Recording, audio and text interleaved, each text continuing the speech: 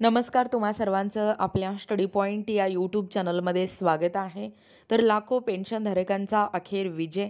पेन्शनमध्ये मोठी वाढ झाली. नवीन शासन निर्णय देखील निर्गमित झालेला आहे. बघा, क्रॉप इन्शुरन्स लिस्ट अपडेट याबद्दल संपूर्ण सविस्तर माहिती या व्हिडिओच्या माध्यमातून जाणून घेणार आहोत. तत्पूर्वी तुम्ही जर आपल्या स्टडी पॉईंट या यूट्यूब चॅनलवरती जर नवीन असाल तर आपल्या या चॅनलला लगेचच लाईक आणि सबस्क्राईब करायला विसरू नका.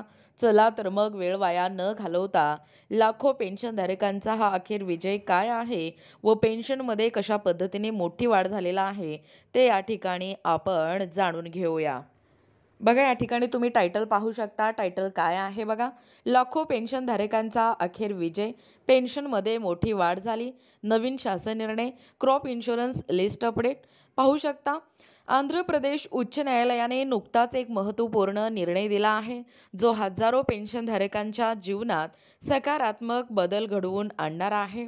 न्यायालयाने पेन्शन कम्युटेशनची वसुली 11 वर्ष 3 महिन्यानंतर थांबवण्याचे आदेश दिले आहेत.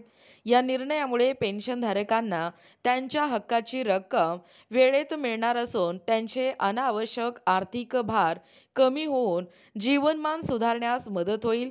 शासनाने या निर्णयाची तात्काळ दखल घेऊन अंमलबजावणी या ठिकाणी सुरू केली आहे. बघा, पेन्शन कम्युटेशन म्हणजे काय? पेन्शन कम्युटेशन ही एक विशेष व्यवस्था आहे ज्याद्वारे सेवानिवृत्त कर्मचारी त्यांच्या एकूण पेन्शनच्या 40% पर्यंतची रक्कम एक रकमी स्वरूपात घेऊ शकतात.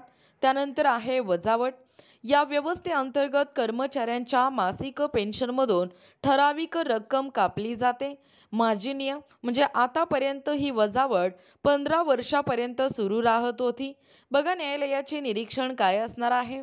न्यायालयाच्या निरीक्षणानुसार कम्युटेशनची वसुली प्रत्यक्षात 11 वर्ष 3 महिन्यामध्येच पूर्ण होते आणि या कालावधीनंतरही कपात सुरू ठेवणे हे पेन्शनधारकांवर अन्याय करणारे ठरत होते.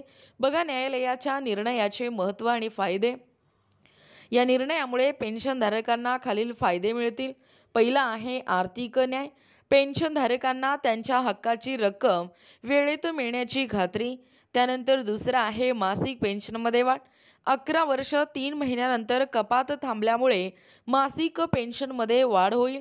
त्यानंतर आहे कायदेशीर मान्यता, म्हणजे पेन्शनधारकांच्या हक्कांना न्यायालयीन संरक्षण प्राप्त झाले आहे. त्यानंतर आहे प्रशासकीय स्पष्टता. प्रशासकीय पातळीवर स्पष्ट मार्गदर्शक तत्त्वे या ठिकाणी मिळाली आहेत. बघा, शासनाची भूमिका आणि अंमलबजावणीची रूपरेषा काय असणार आहे? आपल्या आंध्र प्रदेश सरकारने न्यायालयाच्या निर्णयाची तात्काळ दखल घेतली आहे. ज्ञापन म्हणजे मेमो. 25 नोव्हेंबर 2024 रोजी सरकारने एक विशेष ज्ञापन म्हणजे मेमो क्रमांक जारी केले. प्रशासकीय स्तरांवरील कार्यवाही. सर्व जिल्हा कोषागार कार्यालय म्हणजे ट्रेझरी ऑफिस आणि लेखा अधिकारी म्हणजे अकाउंट ऑफिसर आणि CRTHच्या सहाय्यक कोषागार अधिकाऱ्यांना स्पष्ट आदेश दिले आहेत आणि अंमलबजावणीची तारीख होती 31 ऑक्टोबर 2024 पासून नवीन व्यवस्था लागू करण्यात आली आहे.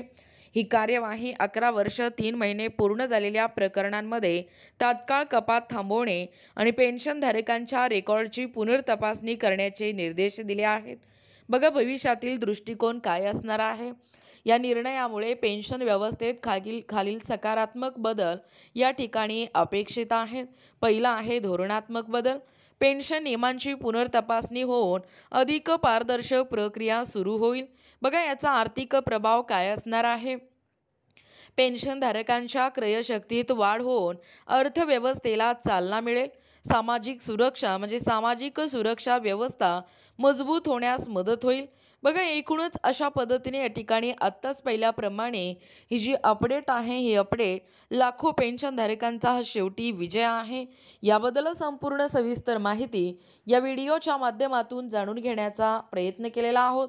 अशाच प्रकारचे नवनवीन अपडेट पाहिजे असतील किंवा तुम्हाला जर आमच्या अध्यापनाचे व्हिडिओ आवडत असतील किंवा तुम्ही जर आपल्या स्टडी पॉईंट या यूट्यूब चॅनलवरती जर नवीन असाल तर आपल्या या चॅनलला लगेचच लाईक आणि सबस्क्राईब करायला विसरू नका. भेटूया अशाच पुढच्या नवीन व्हिडिओमध्ये. तोपर्यंत धन्यवाद.